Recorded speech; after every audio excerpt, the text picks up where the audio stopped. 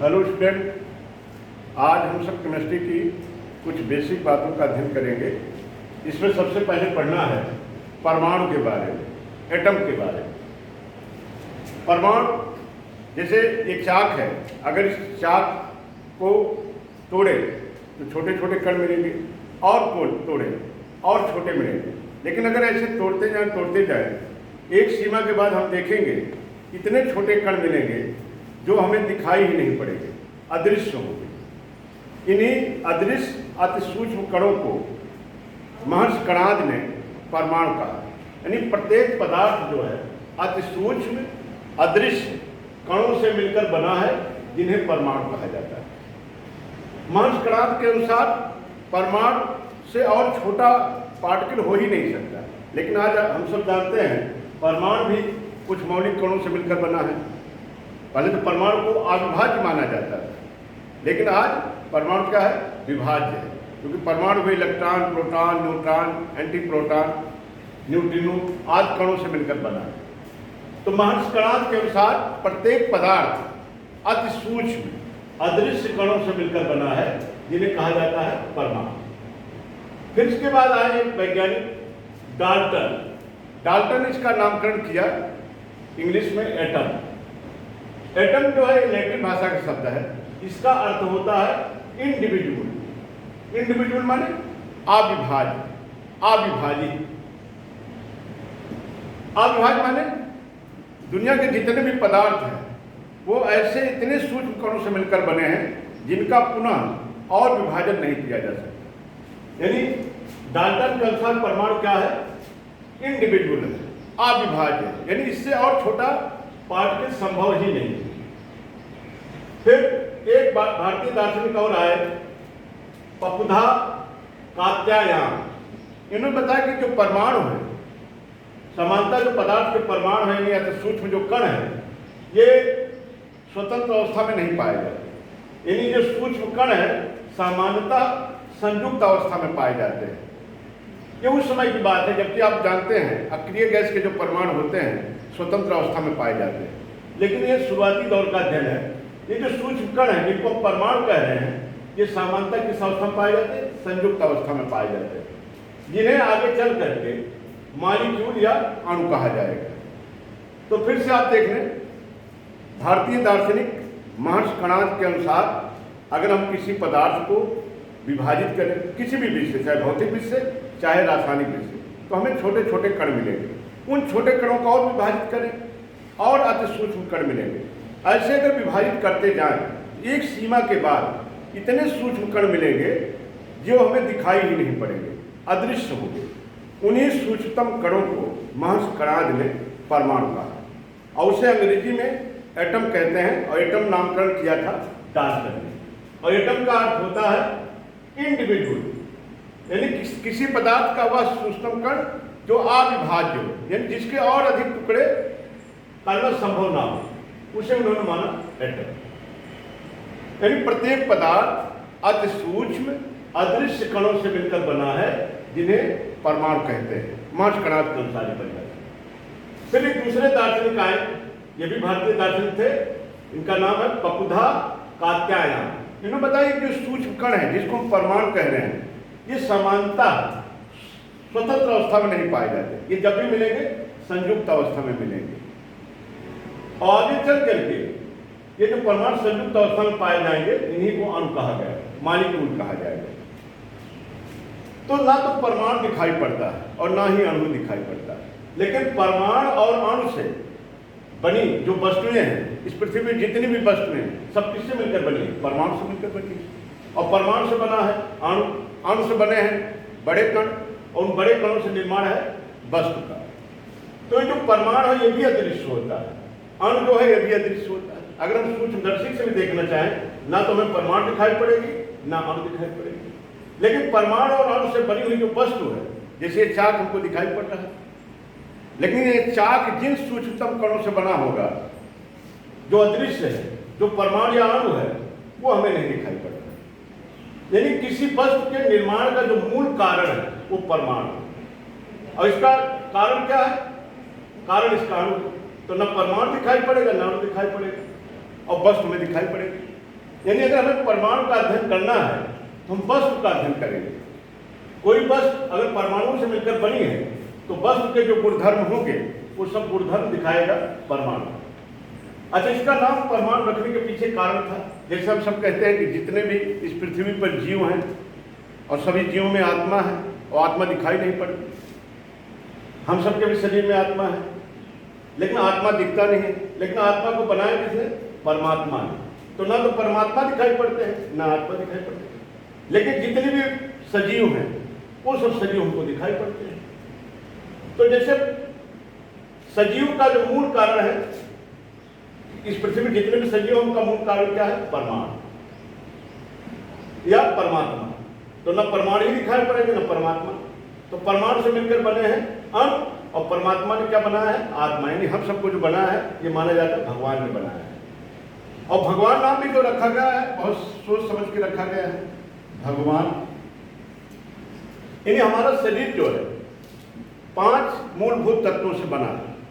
भा जो शब्द आया गया है भूमि के लिए यानी पृथ्वी, गा जो आया है गगन आकाश के लिए, वा वायु, और इसमें जो आ का मात्रा है अग्नि, और ना जो आया है नील। हम सब कहते हैं हमारा शरीर जो है 5 तत्वों से मिलकर बना है। क्षितिजल पावक गगन समीरा जो कहा जाता है, कहते भगवान ने ही बनाया। तो भगवान माने कि हमारे जो शरीर है इन 5 तत्वों से मिलकर बना है। भा से भूमि यानी पृथ्वी, गा से गगन, वा से वायु, और आ का मात्रा जो है अग्नि, और ना से नील। तो हम सबका जो निर्माण किसने किया है? परमात्मा। ना परमात्मा दिखाई पड़ते हैं ना हमारे शरीर की आत्मा दिखाई पड़ती है, लेकिन हमारी जो शरीर है ये दिखाई पड़ता है। इसी तरह से फिजिक्स में हम पढ़ते हैं, अगर हम किसी वस्तु पर बल लगाएं उस वस्तु में मोशन हो भी सकता है नहीं भी हो सकता है। तो बल लगाने का क्या मतलब है? उस पर हम एनर्जी ट्रांसफर करते हैं, अपने हाथ से उस पर एनर्जी ट्रांसफर करते हैं, अपने हाथ की एनर्जी उस वस्तु पर ट्रांसफर करते हैं। उसी दूसरे शब्द में हम कहते हैं बल लगाते हैं। तो अगर हमें ऊर्जा और बल का अध्ययन करना है तो उस वस्तु की गति के द्वारा अध्ययन होगा। अगर हम किसी वस्तु में कितनी ऊर्जा है या कितना हमें फोर्स लगाया इसका अध्ययन करना है तो उसके मोशन द्वारा उसका अध्ययन किया जाएगा। ठीक उसी तरह से अगर हमें किसी वस्तु का अध्ययन करना है तो वस्तु किससे मिलकर बना है? परमाणु और अणु से। तो वस्तु का हम अध्ययन करेंगे, यानी वस्तु किससे मिलकर बना है? छोटे छोटे पार्टिकल यानी परमाणु से मिलकर बना है। तो इससे हमें वस्तु के अध्ययन से हमें परमाणु का अध्ययन हो जाएगा, गति के अध्ययन से हमें ऊर्जा और बल का अध्ययन हो जाएगा, और भगवान के बारे में आत्मा के बारे में किसी सजीव का अध्ययन करेंगे। क्योंकि ना तो इधर जो दोनों चीजें लिखी गई जो मूल कारण है कारण, दोनों चीजें नहीं दिखती, ना परमाणु दिखता है ना अणु दिखता है। और परमाणु अणु का अध्ययन करना है किसी वस्तु की संरचना का अध्ययन करें। किसी सजीव के बारे में अगर कहा जाता है हम सब कहते हैं परमात्मा ने बनाया, तो न परमात्मा दिखाई पड़ते ना आत्मा दिखाई पड़ते। तो ऐसे ये बेसिक बातें हैं। लेकिन आधुनिक परिभाषा के अनुसार परमाणु किसे कहते हैं? पदार्थ का वह सूक्ष्मतम कण जो किसी भी रासायनिक प्रक्रिया में भाग लेता है परंतु स्वतंत्र अवस्था में नहीं रह सकता है, उसे परमाणु कहते हैं।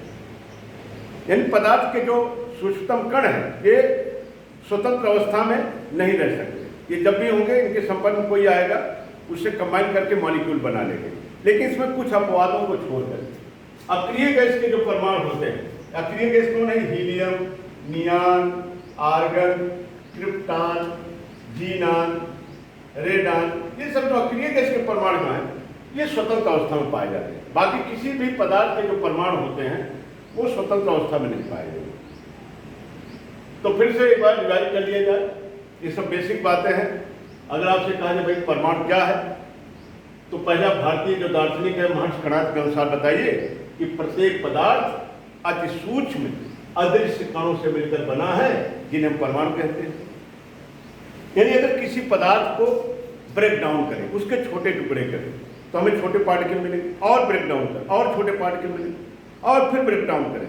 ऐसे अगर तोड़ते जाएं एक स्थिति ऐसी आएगी। अब तोड़ने के लिए ऐसा नहीं कि आप हथौड़ी से तोड़िए, किसी भी भौतिक या रासायनिक विषय से तोड़िए। एक स्थिति ऐसी आएगी कि उन कणों का और अधिक विभाजन संभव नहीं होगा, वो कण दिखाई ही नहीं पड़ेगा।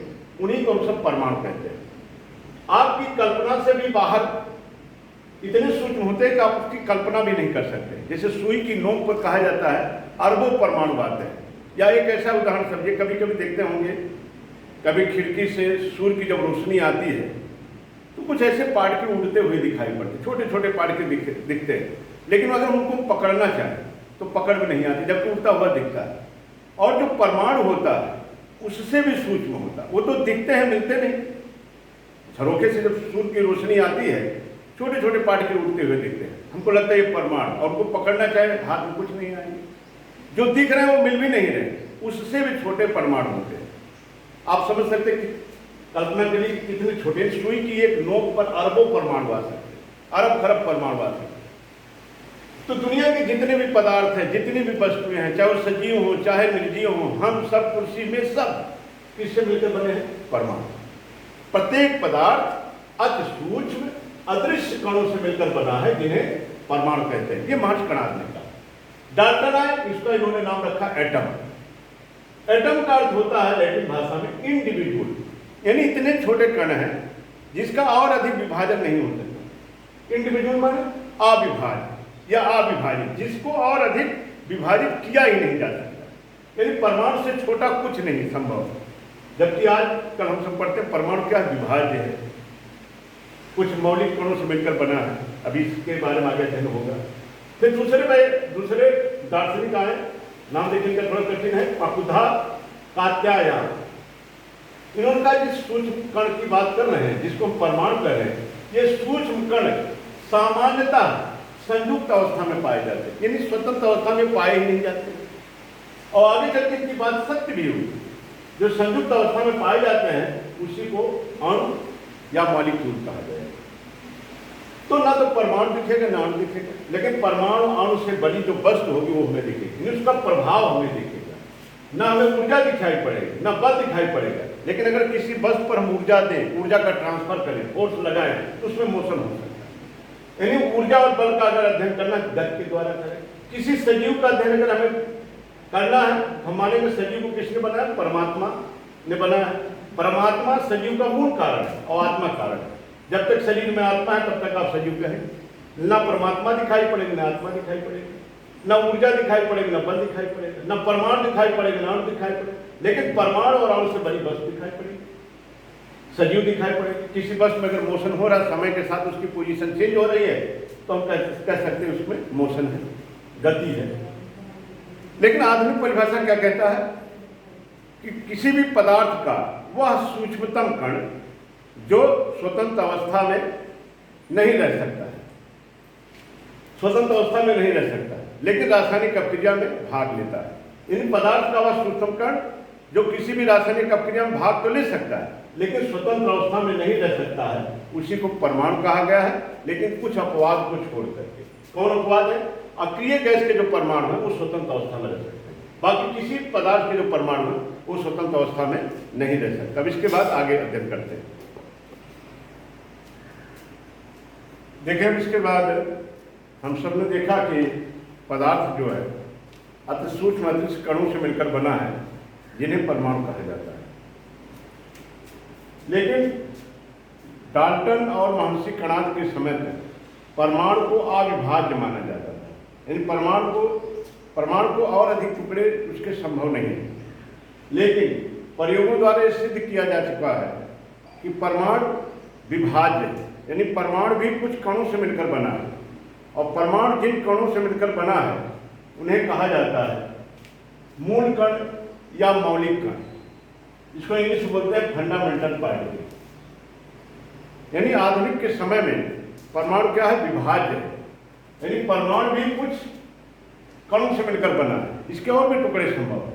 और परमाणु जिन कणों से मिलकर बना है उन्हें मौलिक कण या मूल कण कहते हैं। इसको इंग्लिश में बोलते हैं फंडामेंटल पार्टिकल।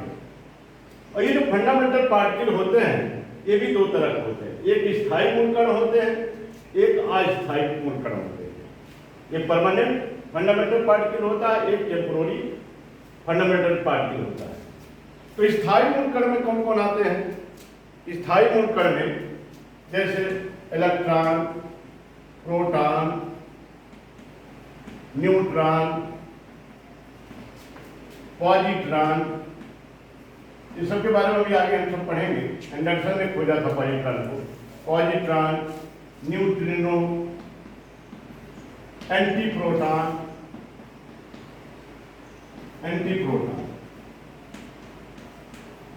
लेकिन इसमें ये सब स्थायी मूल का है। Electron, proton, neutron, positron, neutrino, anti proton, anti neutrino, ये सब जो है स्थायी मूल का है। लेकिन इसमें जो शुरू के 3 लिखे गए, इलेक्ट्रॉन, प्रोटॉन और न्यूट्रॉन, इन्हीं को ही मुख्य रूप से स्थायी मूल कण माना जाता है। यानी इनका जो अस्तित्व होता है परमाणु के अंदर भी हो सकता है, परमाणु के बाहर भी हो सकता है। इसके बाद आते हैं अस्थायी मूल कण। अस्थायी मूल कणों का जो अस्तित्व होता है परमाणु के अंदर या परमाणु के बाहर क्षणिक होता है, यानी कुछ ही क्षण के लिए मिलते हैं, इसके बाद किसी दूसरे पार्टिकल में चेंज हो जाते हैं। अस्थायी मूल कण। अस्थायी मूल कण में आता है पाई मेसान है, क्वार्क है। अभी हम सब आगे पढ़ेंगे। पाई मेसान भी 3 तरीके के होंगे। 3 तरीके क्या है? ये मिलते हैं 3 तरह के। एक होता है पॉजिटिव पाई मेसान, इसको ऐसे पाई प्लस से दिखाते हैं। एक नेगेटिव पाई मेसान, पाई माइनस से दिखाते हैं। एक उदासीन पाई मेसान, ऐसे पाई जीरो से दिखाते हैं। तो अस्थायी मूल कण कैसे कहेंगे? ऐसे कण जिनका अस्तित्व परमाणु के अंदर और परमाणु के बाहर क्षणिक होता है, कुछ पल के लिए ही होता है, उन्हें कहा जाता है अस्थायी मूल कण। और अस्थायी मूल कण में उदाहरण दिया जाता है पाई मेसान का। और पाई मेसान भी 3 तरह के होंगे। धनात्मक पाई मेसान, इनको पाई प्लस से दिखाएंगे। ऋणात्मक पाई मेसान, पाई माइनस से दिखाएंगे। और उदासीन पाई मेसान, इसको पाई जीरो से दिखाएंगे। तो क्या बात हुई कि जो परमाणु है, परमाणु वास्तव में इंडिविजुअल नहीं है, ये डिविजुअल है, विभाज्य है। यानी प्रयोगों द्वारा सिद्ध किया जा चुका है परमाणु भी कुछ कणों से मिलकर बना है। और परमाणु जिन कणों से मिलकर बना है, परमाणु की उत्पत्ति जिन कणों से हुई है, उन्हें कहेंगे मूल कण या मौलिक कण। इंग्लिश में इसको बोलेंगे फंडामेंटल पार्टिकल।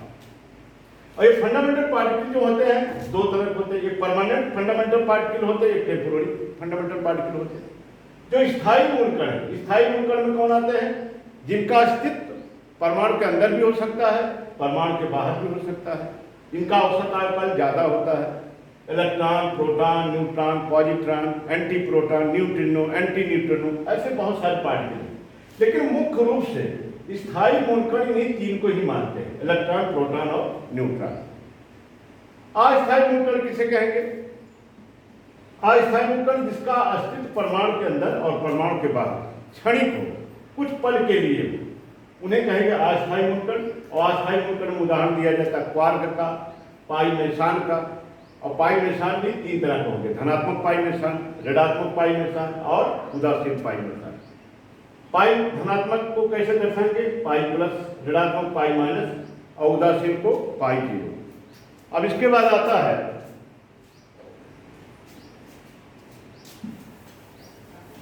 इसके बाद आप देखें परिभाषा दिया जाता है परमाणु क्रमांक। एक एक चीज का ध्यान दिया जाए। परमाणु क्रमांक, इसको इंग्लिश में बोलते हैं एटॉमिक नंबर। एटॉमिक नंबर, और इसको दर्शाया जाता है ऐसे कैपिटल जेड। इसको कैपिटल जेड से दर्शाया। परमाणु क्या है हम जानते हैं, अभी तत्व के बारे में पढ़ेंगे। तत्व जो होते हैं समान प्रकार के परमाणु से मिलकर बने होते हैं, और परमाणु के नाभिक में जितना प्रोटॉन है वही उसका परमाणु क्रमांक है। जैसे कहें सोडियम तत्व है, और सोडियम जिन परमाणुओं से मिलकर बना होगा, उन परमाणुओं के नाभिकों में जो प्रोटॉनों की संख्या होगी, जितने भी परमाणु होंगे सब परमाणु प्रोटॉन संख्या सेम होगी, प्रोटॉन समान संख्या में होगी। और जो प्रोटॉन की संख्या है वही उसका परमाणु क्रमांक। यानी अगर सोडियम तत्व है और सोडियम में बहुत सारे परमाणु, ऐसे बहुत सारे परमाणु, उनकी गिनती नहीं, लेकिन जितने भी परमाणु, उन सभी परमाणुओं के नाभिकों में 11 प्रोटॉन। तो परमाणु क्या क्या है, किसे कहेंगे? किसी तत्व के परमाणु के नाभिक में उपस्थित कुल प्रोटॉनों की संख्या ही परमाणु क्रमांक कहा जाता है। हम सब जानते हैं तत्व जो है समान प्रकार के परमाणुओं से मिलकर बने हैं। समान प्रकार से मतलब है जितने भी परमाणु होंगे उन सभी परमाणुओं के नाभिकों में प्रोटॉन संख्या समान होगी। तो तत्व जो है समान प्रकार के परमाणु से मिलकर बने हैं और उन परमाणुओं के नाभिकों में जो प्रोटॉनों की संख्या है वही उसका परमाणु क्रमांक कहलाता है। तो ये जो परमाणु क्रमांक कहलाता है तत्व का, लेकिन प्रोटॉन कहाँ मिलेंगे? परमाणु के नाभिकों में। तो किसी तत्व के परमाणु के नाभिक में उपस्थित कुल प्रोटॉनों की संख्या ही उस तत्व का कहलाता है परमाणु क्रमांक। और परमाणु क्रमांक को किससे दिखाते हैं? कैपिटल जे से। अच्छा और भी देखिए, किसी तत्व का जो परमाणु होता है, किसी तत्व का जो परमाणु होता है वो विद्युतीय रूप से उदासीन होता है। उदासीन होने का मतलब है कि उसमें जितने प्रोटॉन होंगे उतने ही इलेक्ट्रॉन होंगे। प्रोटॉनों की संख्या जो होती है, उदासीन परमाणु प्रोटॉनों की संख्या इलेक्ट्रॉनों की संख्या के बराबर होती है। इस तरह से आप कह सकते हैं परमाणु क्रमांक बराबर प्रोटॉनों की संख्या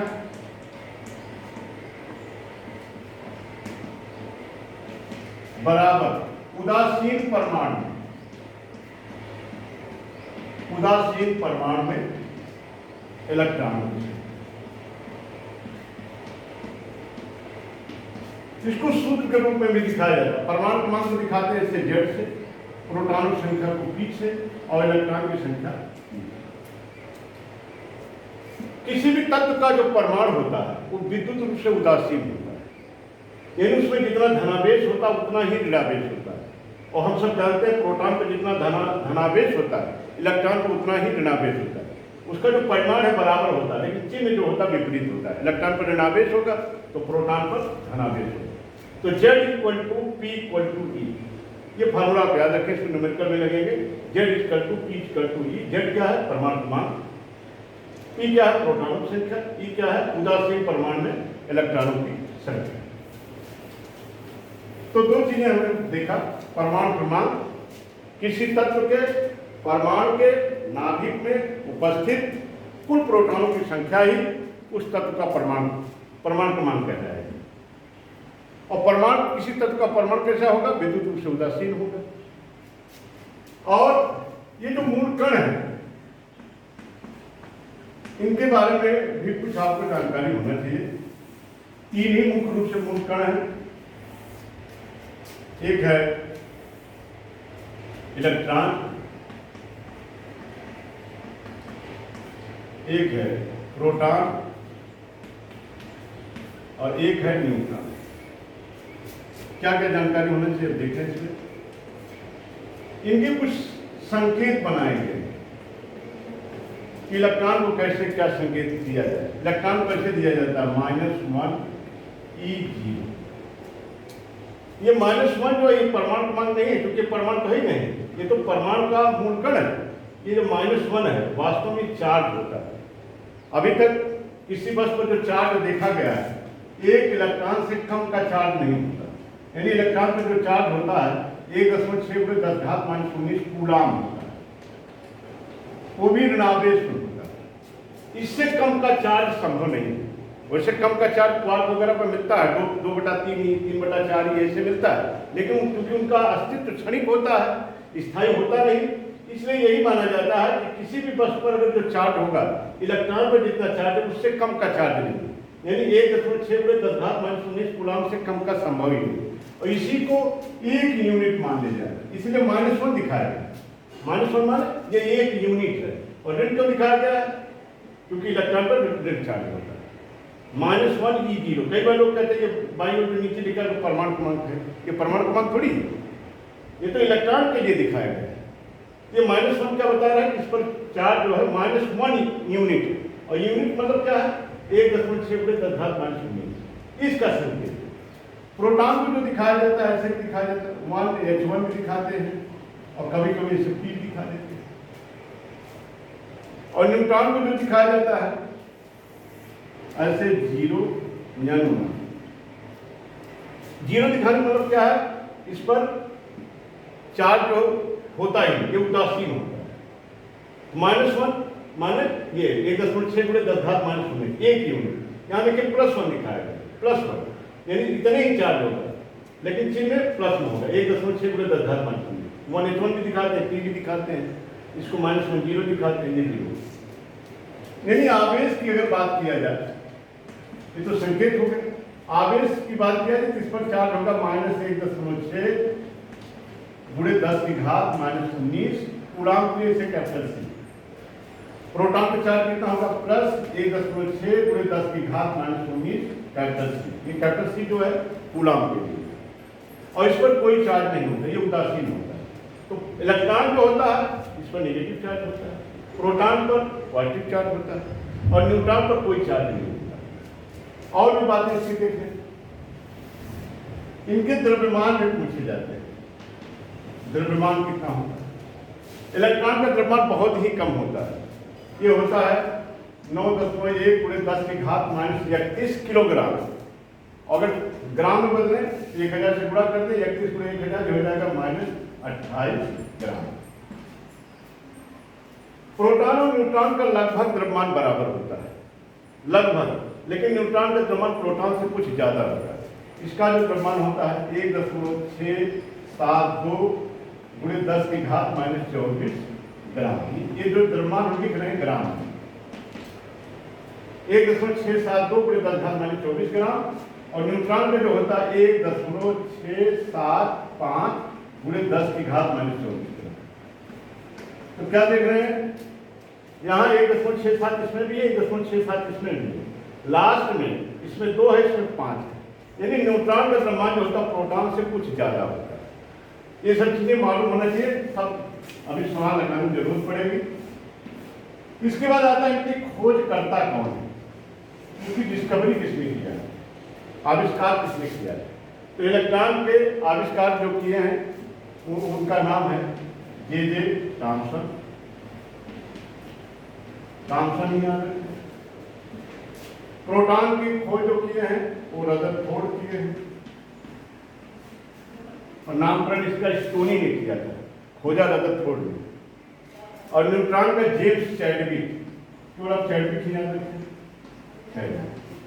ये जो मौलिक कण है इनके बारे में इतना आपको जानकारी होना चाहिए। फिर से देख लें, प्रयोगों द्वारा सिद्ध किया जा चुका है कि अब परमाणु को अविभाज्य नहीं माना जाता बल्कि विभाज्य माना जाता है, और परमाणु जिन कणों से मिलकर बना है उन्हें मूल कण या मौलिक कण, फंडामेंटल पार्टिकल कहते हैं।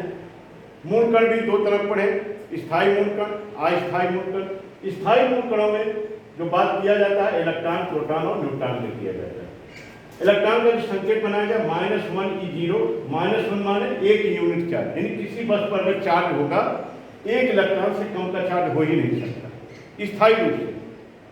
आप क्वार्क वगैरह पर अगर आप देखेंगे उस पर ऐसे 2/3 E भी हो सकता है, 4/5 E भी हो सकता है, लेकिन चूंकि क्वार्क वगैरह अस्थायी है, अस्थायी कण है, इसलिए उसकी चर्चा नहीं किया जाता। स्थायी अगर चार्ज की बात होगा 1 इलेक्ट्रॉन से कम का चार्ज नहीं हो सकता, इसलिए -1 E0। ऊपर 0 लगाने मतलब इसका जो भाग होता है या द्रव्यमान जो होता है बहुत ही कम होता है, नगण्य होता है। और इलेक्ट्रॉन पर चार्ज होता है -1.6 गुणे 10 घात -19 कूलाम। द्रव्यमान कितना होता है 9.1 गुणे 10 घात -28 ग्राम। और इलेक्ट्रॉन की खोज किसने किया था, जे थॉमसन। प्रोटॉन का संकेत जो होता है 1H1 या 1P1 या P से ही दिखाते हैं। इस पर चार्ज इलेक्ट्रॉन के बराबर ही होता है। अंतर क्या होता है, इलेक्ट्रॉन पर ऋणावेश होता है, प्रोटॉन पर धनावेश होता है, 1.6 गुणे 10 घात -19। इसलिए जब हम इसके पहले पढ़ रहे थे कि परमाणु विद्युत रूप से उदासीन होता है, उदासीन होने मतलब जितना पॉजिटिव चार्ज उतना ही नेगेटिव चार्ज, तो दोनों का ऐड करेंगे तो 0 आ जाएगा। तो परमाणु जो होगा विद्युतीय रूप से उदासीन होगा, यानी उसमें प्रोटॉन और इलेक्ट्रॉन की संख्या क्या होगी, बराबर होगी।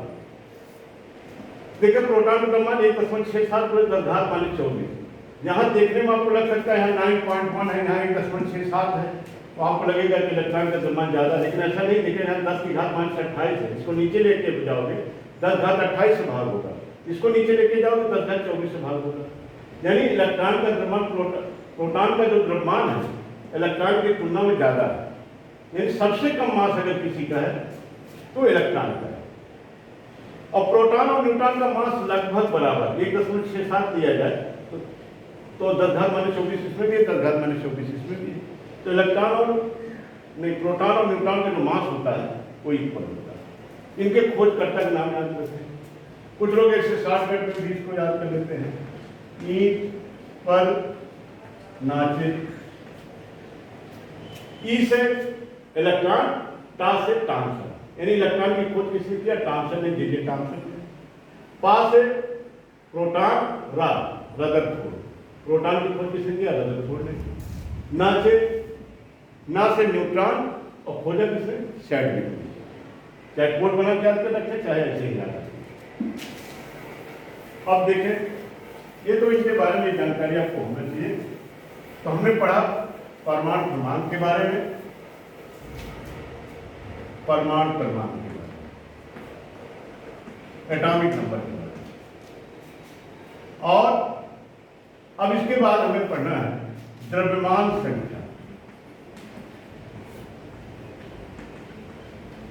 द्रव्यमान संख्या इसको कहते हैं मास नंबर।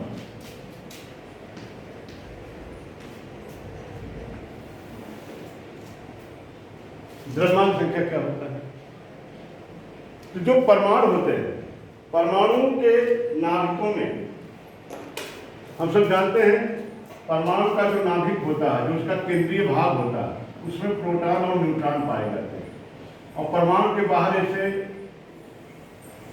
ऐसे सर्कुलर ऑर्बिट पाए जाते हैं, वृत्ताकार कक्षाएं पाई जाते हैं, इसी में इलेक्ट्रॉन चक्कर लगाते हैं। ये सब थ्योरी अभी हम सब आगे पढ़ेंगे।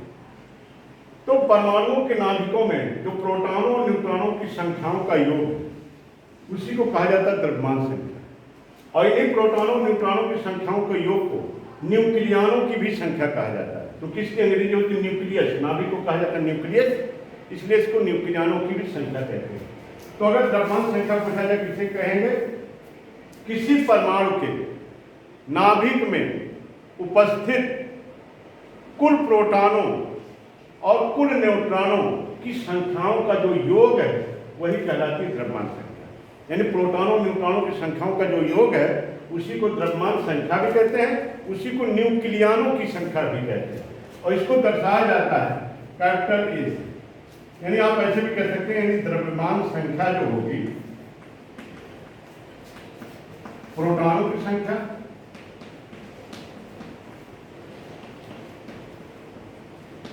धन न्यूट्रॉनों की संख्या, न्यूट्रॉनों की संख्या। लेकिन ध्यान रहे, द्रव्यमान संख्या बोला जाता है, ये परमाणु का बोला जाता है, जबकि परमाणु क्रमांक जो बोला जाता है, तत्व का बोला जाता है।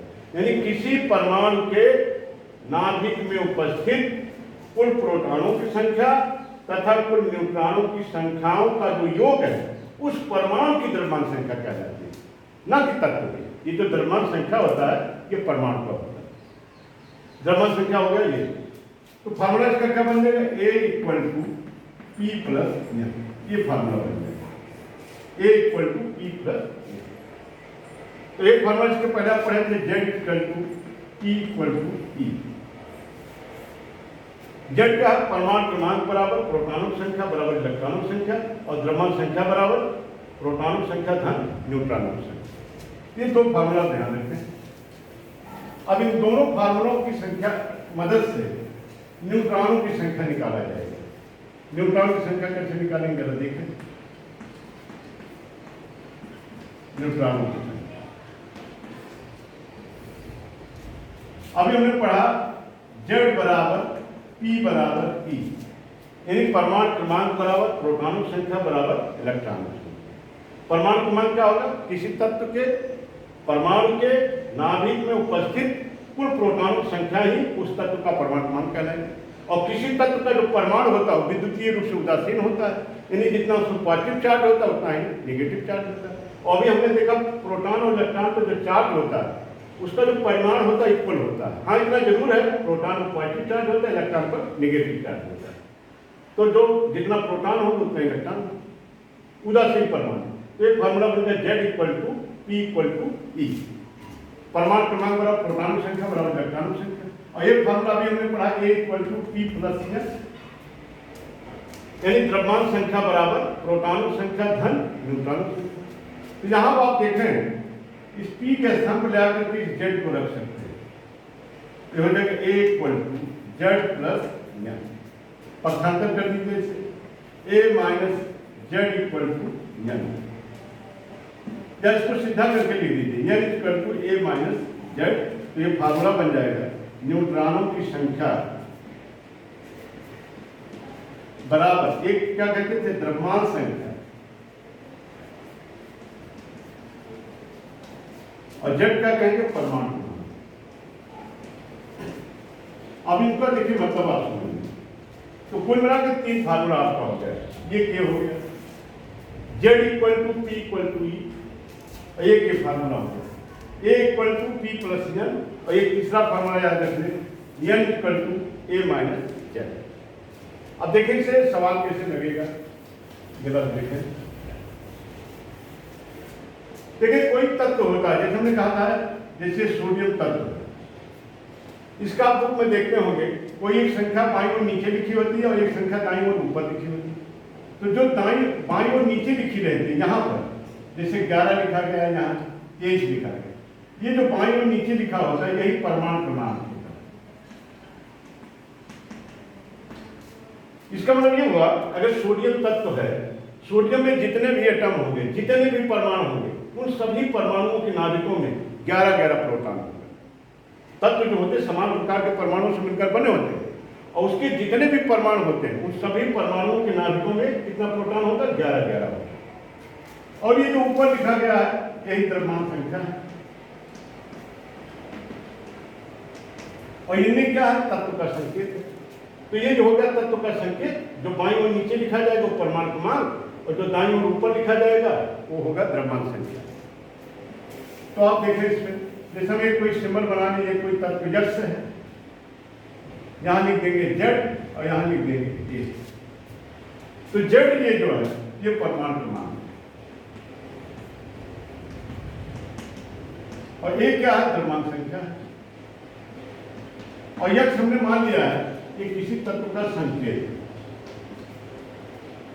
तो इससे आपसे पूछेंगे भाई प्रोटॉन बताइए, इलेक्ट्रॉन बताइए, न्यूट्रॉन बताइए।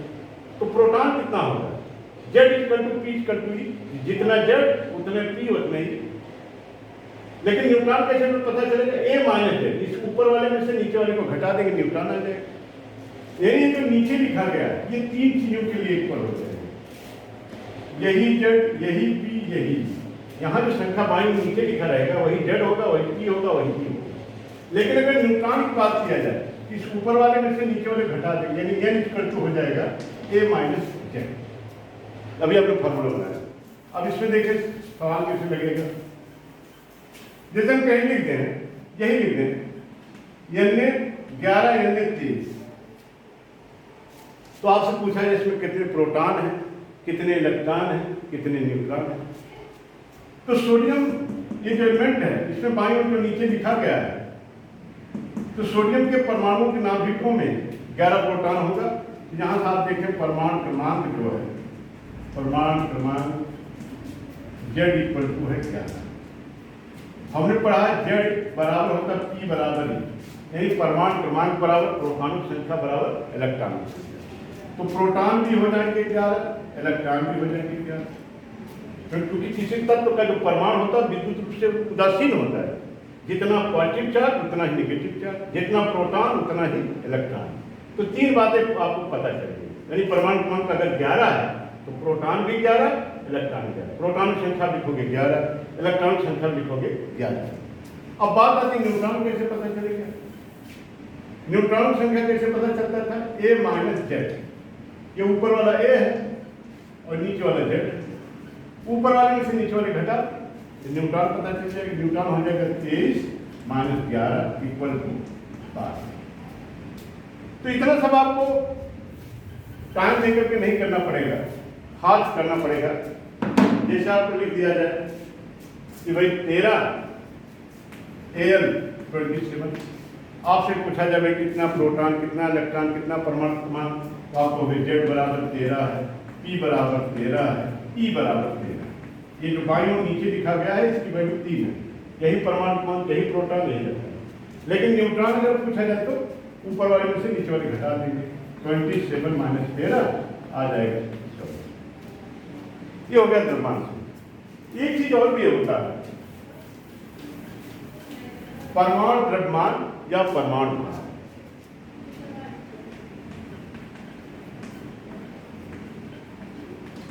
परमाणु द्रव्यमान या इसी को परमाणु भार कहते हैं। केमिस्ट्री में द्रव्यमान और भार को एक ही अर्थ में प्रयोग किया जाता है, जबकि फिजिक्स में अंतर होता है।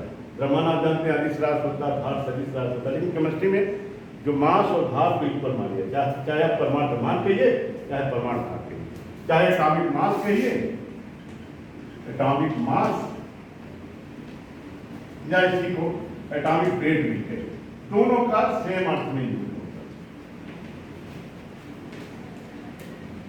तो इनमें कभी कभी कंफ्यूजन होता है कि परमाणु द्रव्यमान परमाणु भार मान लीजिए एक हो गए, द्रव्यमान संख्या, क्या द्रव्यमान संख्या परमाणु द्रव्यमान के बराबर होती है? क्या द्रव्यमान संख्या परमाणु भार के बराबर होता है? इसको आप समझिए।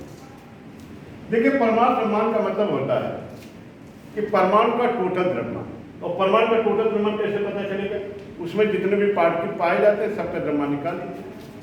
यानी आप कह सकते हैं परमाणु द्रव्यमान बराबर होगा, चाहे परमाणु द्रव्यमान को हो चाहे परमाणु भार हो। तो कैसे पता चलेगा?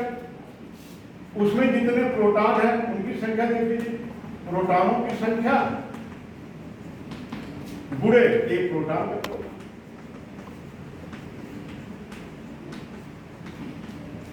प्रोटॉनों की संख्या गुणे एक प्रोटॉन का द्रव्यमान। ऐसे न्यूट्रॉनों की संख्या गुणे एक न्यूट्रॉन का द्रव्यमान।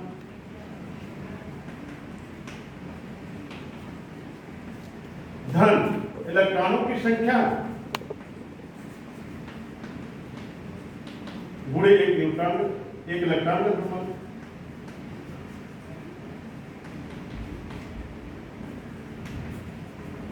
इसका अर्थ क्या हो रहा है? यही परमाणु का वजन बताना चाहते हैं, परमाणु का द्रव्यमान बताना चाहते हैं। परमाणु में जो जो पार्टिकल होंगे सबके द्रव्यमान का योग कर लीजिए। तो एक प्रोटॉन के द्रव्यमान से प्रोटॉन संख्या पूरा कर दी तो टोटल प्रोटॉन का द्रव्यमान आ जाएगा। एक न्यूट्रॉन के द्रव्यमान से न्यूट्रॉन की संख्या पूरा कर दी तो टोटल न्यूट्रॉन का द्रव्यमान आ जाएगा। एक इलेक्ट्रॉन के द्रव्यमान से इलेक्ट्रॉन की संख्या पूरा कर दी टोटल इलेक्ट्रॉन का द्रव्यमान आ जाएगा। और इसमें एक चीज और भी घटता है, बंधन ऊर्जा के कारण द्रव्यमान क्षति। अभी आप सब इंटर में पढ़ेंगे, बंधन ऊर्जा भी होता है। जब ये परमाणु की उत्पत्ति होती है तो मास जो होता है, कुछ मास एनर्जी में कन्वर्ट हो जाता है, कुछ मास का डिफेक्ट हो जाता है, क्षय हो जाता है, और जो एनर्जी उत्पन्न होती है वही प्रोटॉन और न्यूट्रॉन को बांधे रखती है, उसी को बंधन ऊर्जा कहते हैं। तो यहाँ एक चीज लिख सकते हैं, बंधन ऊर्जा के कारण, बंधन ऊर्जा के कारण द्रव्यमान क्षति, मास डिफेक्ट। अब इसमें आप देखिए, अभी हमने देखा था जो इलेक्ट्रॉन का द्रव्यमान होता बहुत ही कम होता, 9.1 ग्राम। यानी इलेक्ट्रॉन का जो द्रव्यमान होता प्रोटॉनों और न्यूट्रॉनों के द्रव्यमान की तुलना में बहुत ही कम होता है। इसलिए इस वाले भाग को हटा दें, इसकी कहानी खत्म कर दी।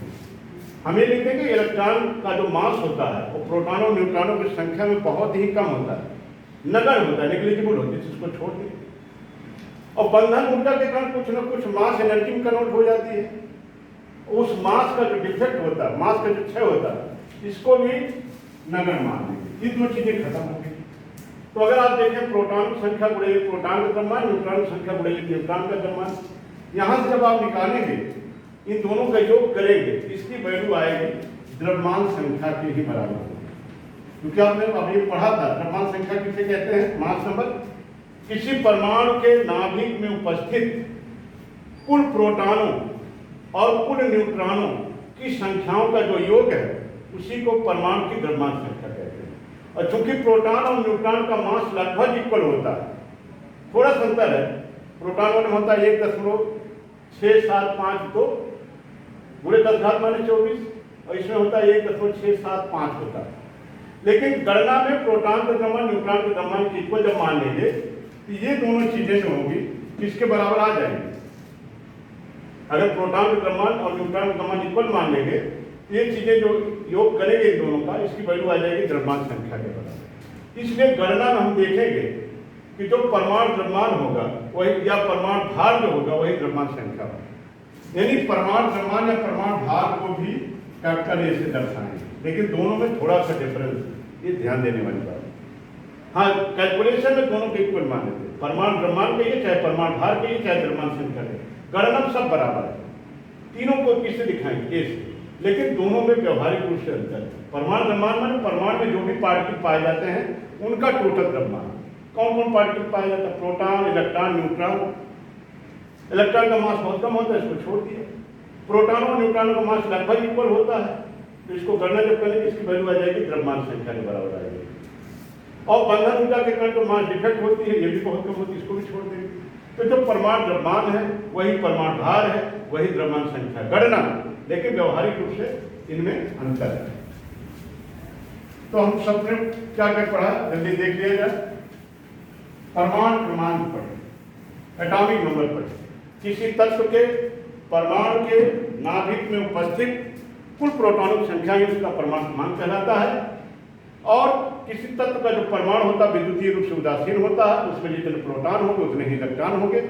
फिर हमने पढ़ा परमाणु भार पढ़ा, द्रव्यमान संख्या पढ़ा और मौलिक कणों के बारे में पढ़ा। मौलिक कणों के क्या संकेत है, क्या आवेश है।